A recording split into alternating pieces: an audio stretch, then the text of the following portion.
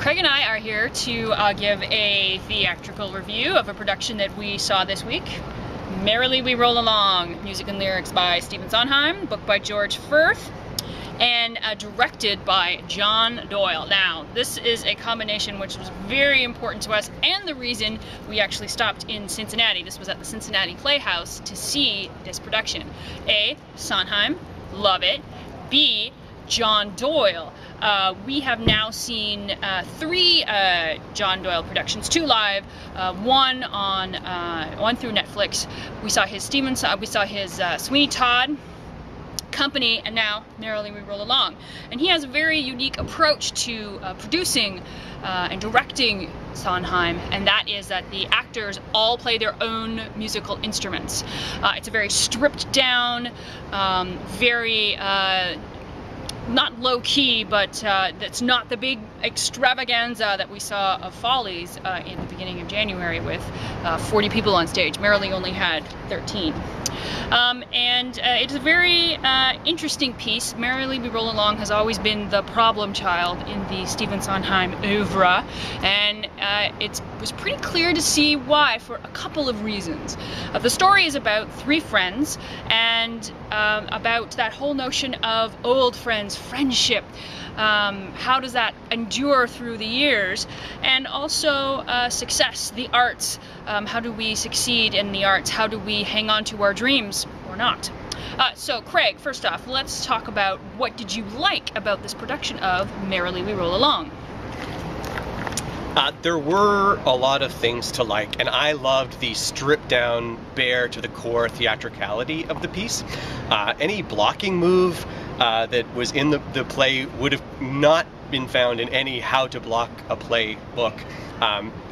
Really against any kind of normal directing techniques, but I loved it. It worked really well. Scenes where people were close together, they were far apart on stage. Intimate moments, people were separated. I also, not sure I loved it, but I was quite fascinated by, they edited all of the music to take out the buttons at the end. A button in a piece of music is the dun-dun-dun-dun-dun, the part that tells you that now the song is over and it's time for the audience to applaud.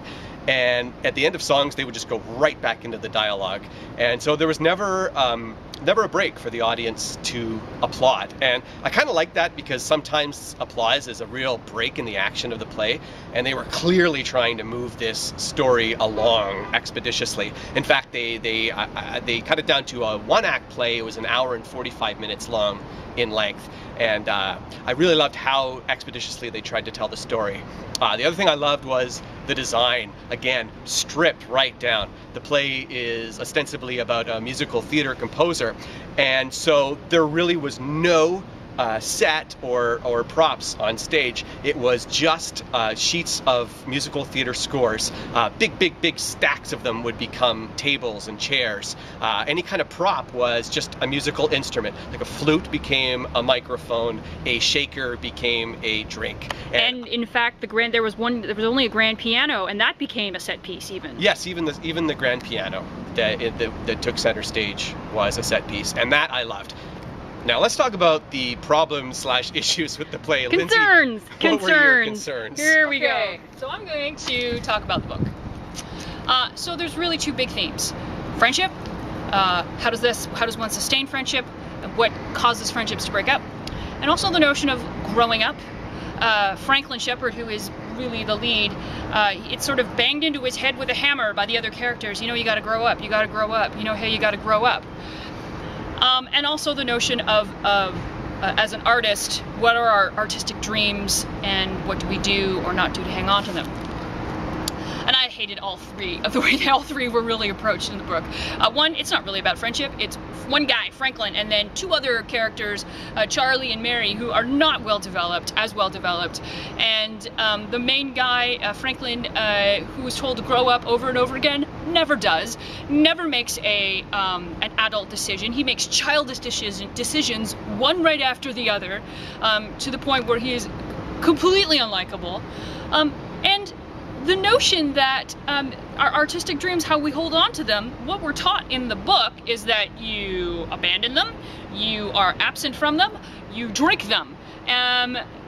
there was one little perhaps notion at the beginning of the play, because it goes backwards, where we might hear that one of the three has a hit play on Broadway, but we wouldn't know because he isn't there, and the only thing we know about him is a very whiny, bitter tirade that he has in the second scene. I have to say, the problems that people talk about, the fact that it goes backwards, it has to go backwards, and the fact that it was played originally on Broadway by kids playing older versions of themselves, having adults playing moving down in age, that didn't help either. And I was just completely offended at the notion of, in terms of artistic value, that there's nobody who's happy, and that nobody gets to be 40 and be happy in the arts, because that's what we're taught in the book of this play, I felt. All right, Craig, your turn.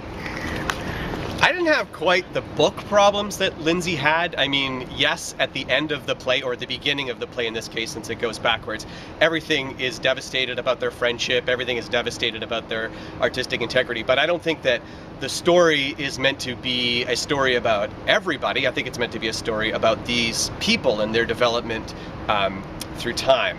I think it's what it's meant to be, and the reason that it has to go backwards in time is that it's a cautionary tale. It's a cautionary tale about the dreams you have as a youth, and not allowing outside influences like money and power to take them over, because this is what happens. So just because it happens to these people doesn't mean that the play is telling us that this happens to everybody. And God, I hope it doesn't. Now, but I will place a lot of blame, my issues with the script, with the play, on the directing. And I'll tell you why. Because the play goes backwards in time from such a horrible place to what's supposed to be a place of innocence, I feel that as we move along from scene to scene back in time, we have to see glimpses of hope and possibility as we travel through the play in increasing amounts, so that by the end of the play we have a pristine vision of the future that these three kids are sharing as they sit on the rooftop watching Sputnik fly overhead for the first time. The problem was that is not what happened. Especially the main character, he was a bitter, nasty person from scene to scene to scene to scene to scene, all the way until the very first scene, when all of a sudden we were supposed to believe that he was an innocent, naive youth. And that just never pays. We have to see some kind of evolution in order to believe that there's a change.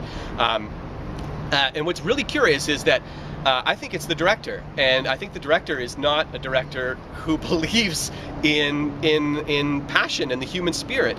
And it works for Sweeney Todd, because we're not asked to believe any kind of sweet personal emotion in Sweeney Todd. We're just looking at big melodramatic archetypes, and it works beautifully for that. His production of Company, likewise, was also devoid of heart, but it has its saving grace at the end, because it has that brilliant song, Being Alive. And I'm now crediting Raul Esparza's performance more than the directing for bringing that all together and giving us such a finale. Sadly, the final song in this show isn't as strong and doesn't bring everything together well enough to justify the nihilism that we've been facing throughout the show. So the final question is, yes, was it worth seeing? Absolutely worth seeing. You know, good art is something that makes you talk, and I've been thinking about this play for days. I've been unable to even talk about it for days, because I sat in the theater only thinking that something was wrong and I couldn't figure out what it was, and it's taking me a few days to figure it out. So I'm still going to say that this is a great piece of art. I think there's still a really good production of Merrily We Roll Along, a definitive production still to come from somebody. Maybe it's you. I hope it is. Please invite me. On that note.